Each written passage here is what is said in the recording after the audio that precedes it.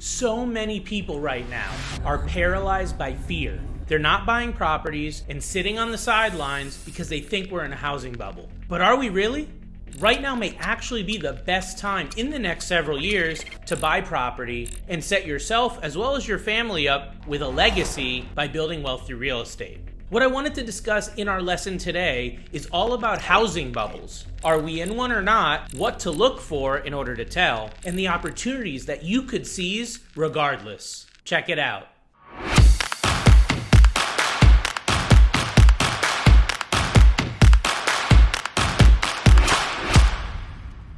Let's start with what exactly is a housing bubble? Right. So a housing bubble, it's also known or talked about as a real estate bubble. Okay. And what it is this is an exact definition that I found online. It's a run-up in housing prices fueled by demand, speculation, and exuberant spending to the point of collapse. Okay. Well, can you talk then about housing bubbles that, let's say, occurred over the last, let's say 30 years? Right. The one that everyone knows is the housing crash that occurred in 2007, 2008. Well, it was due to speculation and it was due to exotic mortgages. This housing bubble was fueled by mortgages. It was so easy to get a mortgage that it almost didn't make sense not to. So, the bottom line is that housing crash, there was a ton of supply that ended up because everyone wanted to put their houses on the market towards the end of that bubble, and it created a huge supply with very little demand. Prices starting to crash 10 to 20%, and then ultimately in a lot of areas, housing prices fell by 50% or more.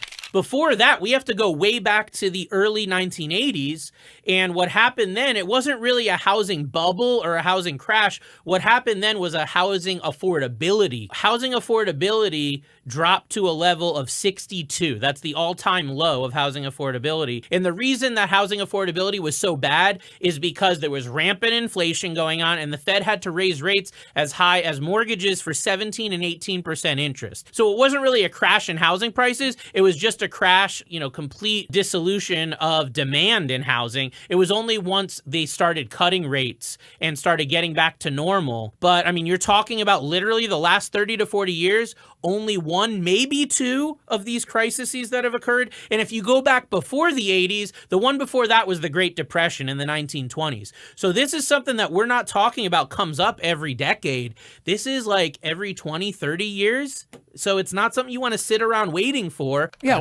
Why exactly does a housing bubble even occur? So a housing bubble is a temporary period of months or sometimes years, and it's calculated and characterized, I should say, by high demand, low supply, and inflated prices above fundamentals. That's the key is, what is a house worth? It's worth what someone else is willing to pay for it, right? But if somebody else isn't willing to buy that house at the level that you're pricing it, then the demand isn't there, and then you're going to have to lower the price, right? So the price keeps going down until somebody steps in and goes, all right, that's a good deal. I can work with that, and I'll buy that house for that price. Right. Why do so many people believe that right now, 2022, they think that we're in a housing bubble? Right. So I will be clear that I do not believe we're in a housing bubble in 2022. Okay. I do not at all. The reason why many people think that, especially first-time buyers or people that are new to the market, is because they've seen the prices of homes over the last 2 to 3 years go up in some cases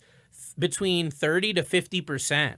Just over the last couple of years. But people don't understand that can't be sustained. We're not going to have 20, 30% increases every year. That was just pent-up demand that had happened mainly due to COVID and the pandemic.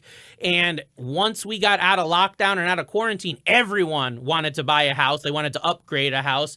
There was just a lot of value on a home during the pandemic that wasn't there before. So that's real demand because people needed a place to live. They needed a place to work. They needed a place to learn.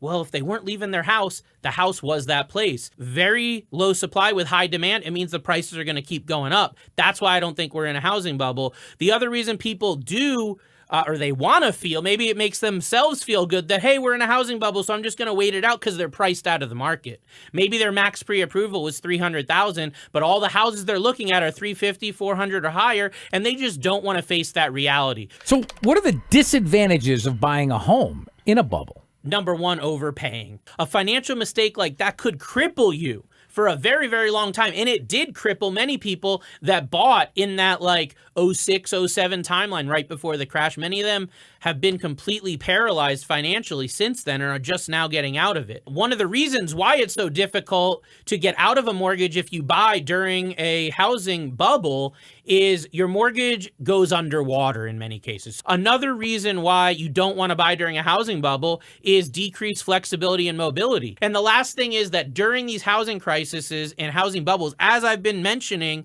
there's a lot of predatory loans. There's a lot of exotic loans that end up coming out. A housing bubble really isn't as scary as everyone makes it out to be, if you know how to actually use the opportunity to set yourself and your family up for the future. So if you found value in today's lesson, and I really hope that you have, please go ahead and subscribe to the channel if you haven't already. Hit the subscribe button, and most importantly, smash that bell so you get notified on all of our future content. We are putting out tons of new information and videos every single week to give you more education and knowledge on the housing market, mortgages, and financial opportunities. I do offer consultation, so if I can be of assistance to you or anyone that you know, reach out to me directly at 860-413-3938. And please go ahead and share this video with others who may also find value in it. As always, I really hope that helps and look forward to seeing you soon. Take care.